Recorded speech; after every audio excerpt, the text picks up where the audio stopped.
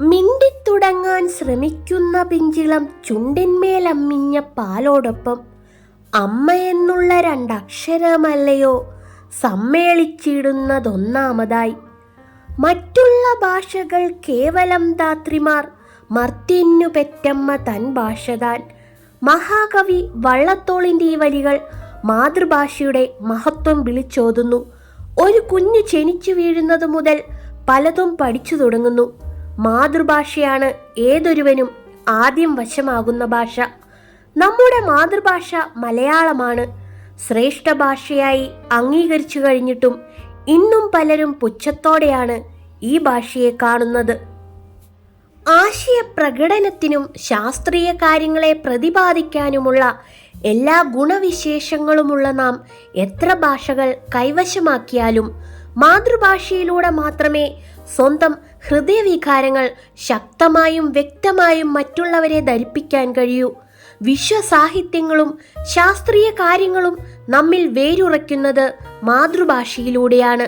അതുകൊണ്ടാണ് ഏതൊരു വേദവും ഏതൊരു ശാസ്ത്രവും ഏതൊരു കാവ്യവും ഏതൊരാൾക്കും ഹൃത്തിൽ പതിയണമെങ്കിൽ സ്വഭാഷതൻ വക്തത്തിൽ നിന്നു താൻ കേൾക്ക വേണമെന്ന് മഹാകവി വള്ളത്തോൾ പാടിയത്. ഓരോ ഭാഷയ്ക്കും വ്യത്യസ്തങ്ങളായ നിരവധി സവിശേഷതകളുണ്ടാകും. ഇത്തരം സവിശേഷതകളെ ആഘോഷിക്കുക എന്ന ലക്ഷ്യത്തോടെയാണ് ഐക്യരാഷ്ട്ര സംഘടന ഫെബ്രുവരി 21 ലോക മാതൃഭാഷാ ദിനമായി ആഘോഷിക്കുവാൻ തീരുമാനിച്ചത്. 1999 നവംബർ 17 യുനെസ്കോ ലോക മാതൃഭാഷാ ദിനം പ്രഖ്യാപിച്ചത്.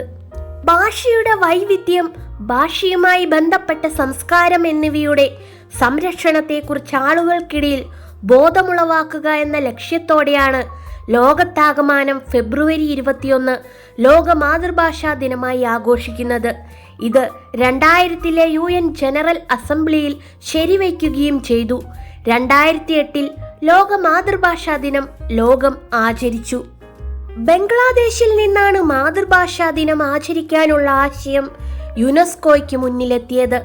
ബംഗ്ലായെ ഒരു ഭാഷയായി അംഗീകരിക്കണമെന്നാവശ്യപ്പെട്ട് ബംഗ്ലാദേശികൾ നടത്തിയ പോരാട്ടത്തിന്റെ വാർഷികമാണ് ഫെബ്രുവരി 21. അതിനാൽ തന്നെ മാതൃഭാഷാ ദിനം ആചരിക്കുന്നതിനായി ഈ ദിവസത്തെ UN തിരഞ്ഞെടുക്കുകയായിരുന്നു.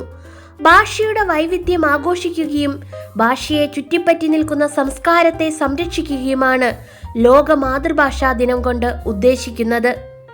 ദ്രാവിഡ ഭാഷാ ഗോത്രത്തിൽ ഉൾപ്പെടുന്ന ഒരു ആധുനിക ഭാഷയാണ് മലയാളം. ഇന്ത്യയിൽ കേരള സംസ്ഥാനത്തിലും ലക്ഷദ്വീപിലും പുതുച്ചേരിയുടെ ഭാഗമായ മാഹിയിലും മലയാളം സംസാരിക്കുന്നവരുണ്ട്.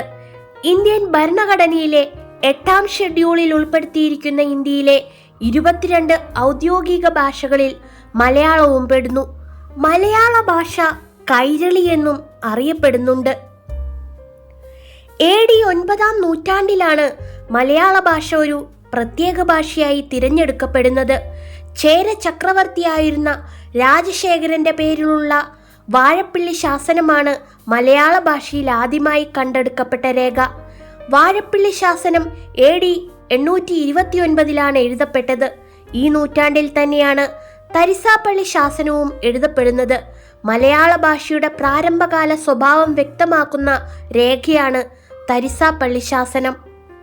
ഒരാളുടെ വളർച്ചയിൽ മാതൃഭാഷ ഒരു പ്രധാന ഘടകമാണ്. കാരണം അവർ ലോകത്തെ കാണുന്നതും ലോകം അവരെ അറിയുന്നതും പ്രധാനമായും നാവിൽ ആദ്യമായി വരുന്ന മാതൃഭാഷയിലൂടെയാണ്. അതിനാൽ തന്നെ ആദ്യമായി നാവിൽ വരുന്ന ഭാഷയെ മറ്റേതു ഭാഷയെയും പോലെ നാം സ്നേഹിക്കണം. മലയാളമാണ് എൻ്റെ ഭാഷ.